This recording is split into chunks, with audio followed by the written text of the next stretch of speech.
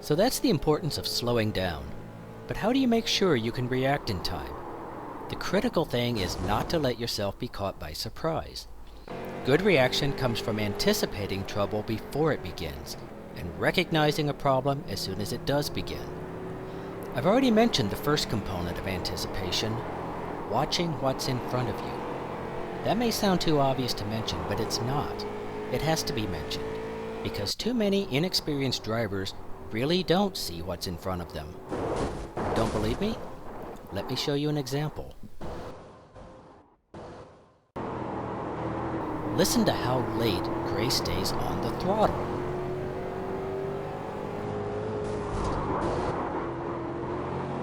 Is it really possible not to see that car crashing right in front of you? What happened to make him so blind? It was? Yes. Yes. So poisoning. Oh, I was thinking it might be... Well, never mind.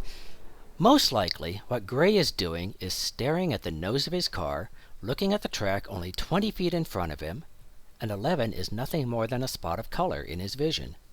And that's why he doesn't recognize that 11 is crashing into the wall right in front of him. Keep your eyes up, look down the track, see what's in front of you, whether it's a car right ahead, or like we saw a minute ago, something at the far end of the straight at Charlotte. This sort of thing should never come as a surprise.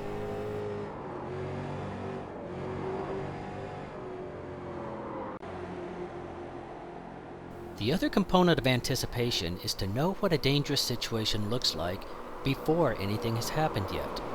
So in an earlier example, I mentioned that I was expecting trouble simply because I saw several cars racing closely together. It's not that I don't trust them just because they're all rookies. Okay, that's a lie. I don't trust them because this is a rookie series. In a rookie race, you almost never see a pack of cars go more than 4 or 5 laps without a crash. So anticipate trouble anytime you see a pack like this, automatically. If you see someone off track like we did earlier, anticipate that you may have to deal with a dangerous situation in the next few seconds. If someone isn't driving smoothly, be ready for a spin. Never be caught off guard. The other crucial skill in good reaction is recognition. You can learn to recognize when a crash is just beginning if you're paying attention and looking ahead, anticipating. I mentioned noticing tire smoke earlier. That's a pretty solid clue that someone ahead of you is in trouble and you don't want to be part of it. Let's see some other clues you can use to spot a wreck developing, even before all the crashing begins. Here we're in the early laps when there's an incident in front of me. The instant that the green car starts turning, I've begun lifting off the throttle. That's not because I'm so quick, it's because I was looking for the accident when it's crowded, and I spotted it right away when the white and yellow cars began to move toward the green car. That movement is all the clue you need that a crash is just about to take place in front of you, and the time to react is now, even before the contact occurs. So even though right in front of me black is nearly collected, I now have a big cushion, and I easily stay out of trouble. And now as I continue down the track, you can also be sure that I have my eye on that black car until I see that he's gathered it back up and isn't going to bounce off the wall and back onto the track into me. Here's another clue that something is already going wrong, when a car seems to be pointed the wrong way. We're on the first lap, and coming out of turn 2, I see that Red is in trouble. Not only is he moving too much toward the left, but his angle is wrong. I should see mostly the back end of his car. Instead, I'm seeing a lot of his left side. That's a spin starting, and I'm backing off now, before he hits green, before I hit him. I end up losing some time, but I won't be plowing into him like so many rookies would. I don't care about the positions I just lost down low, because it's only lap 1. In this race, I even fell back as far as 9th, but eventually finished 4th. That's okay. Certainly better than throwing the race away because I got desperate on the first lap. So there are a few examples of how to recognize a spin or a crash when it's just beginning.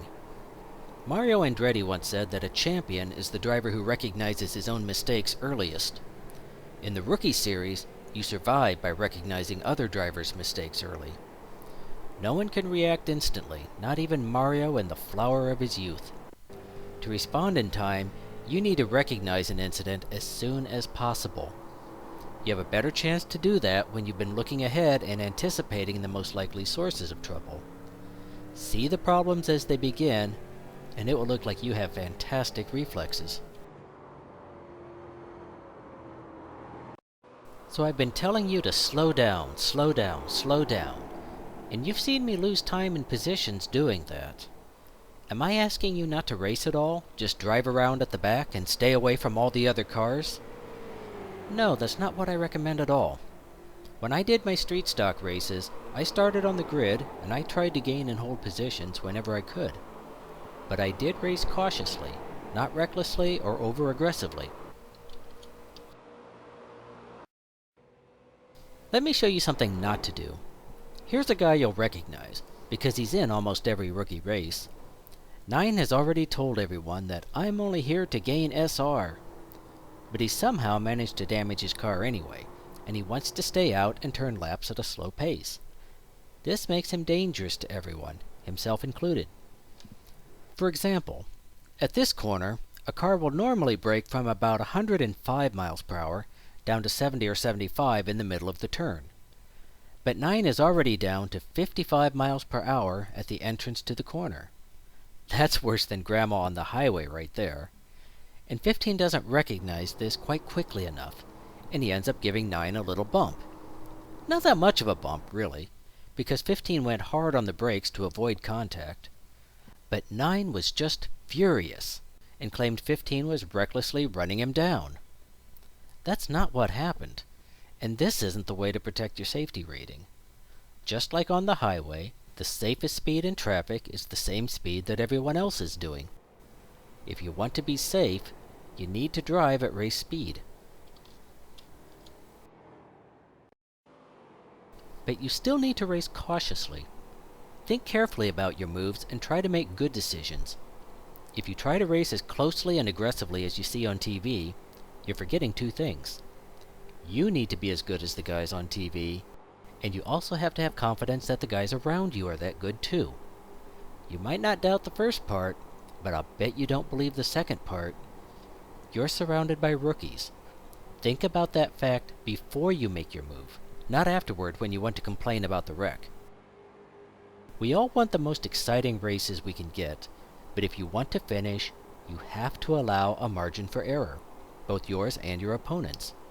Give more room than you think you might need to.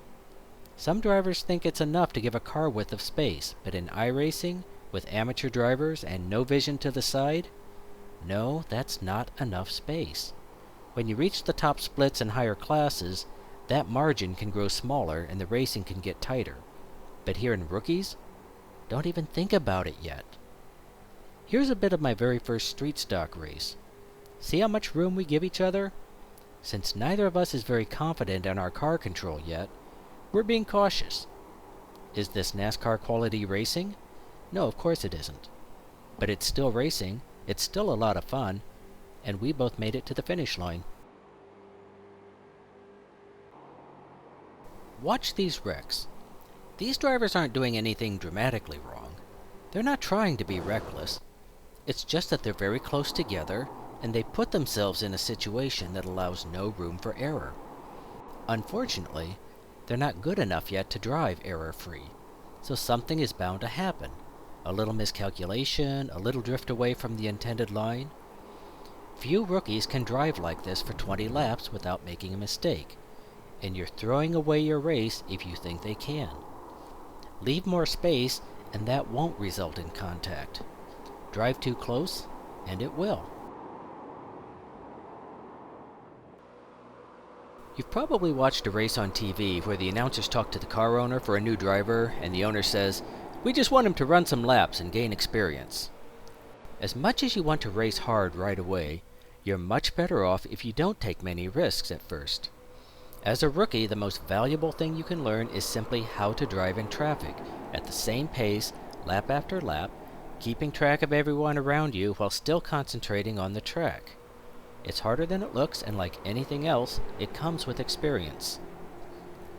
Race when you have a good opportunity, but don't make moves that you know are risky.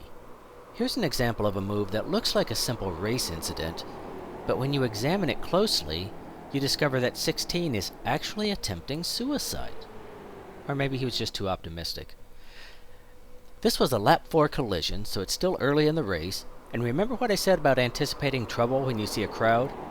In this case, I knew I was in a dangerous situation racing that hard and close, so I wasn't surprised when it happened.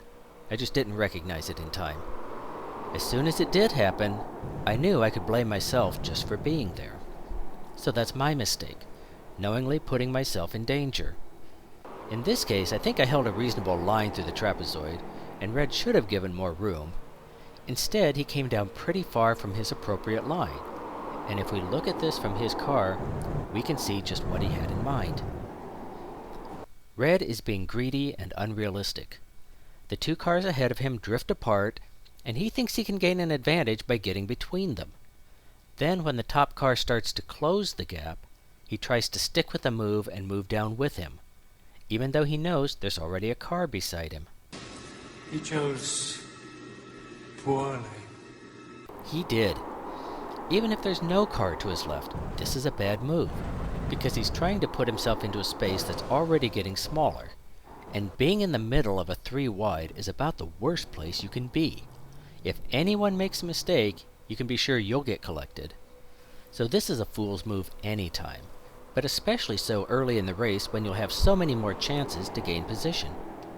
But Red thinks that you should always be at full throttle every second, and you should shoot for every gap that appears, regardless of the situation. It doesn't work for him, and a more experienced driver knows that this is no way to race, especially against rookies. This move never had a chance of doing anything but wrecking himself and others. Here's another example of being too aggressive. These drivers aren't being crazy, but they are trying to drive beyond their skill. We're at the start, and Blue gets underneath me, forcing me onto the high line. Yellow sees a chance to follow and get by me too, which is a good idea. But to get there, he has to hurry to get in front of Red, and he misses his break point. He tries as hard as he can to get stopped, and ends up only tapping me instead of hitting me hard. I almost save my car, but then I lose it trying to keep it away from the wall. Now Red is trying to take advantage of this situation, but he gets too eager and hits the throttle before he's done enough cornering. So he shoots up the track right into us, which actually stops my spin. Thank you, because I was about to go all the way around. But this is all too aggressive on the first lap from drivers who need to work on control first. Neither of these two finished the race, while I finished 6th out of 16 cars, which was worse than my average, but still not that bad. So all that aggressiveness did not reward them.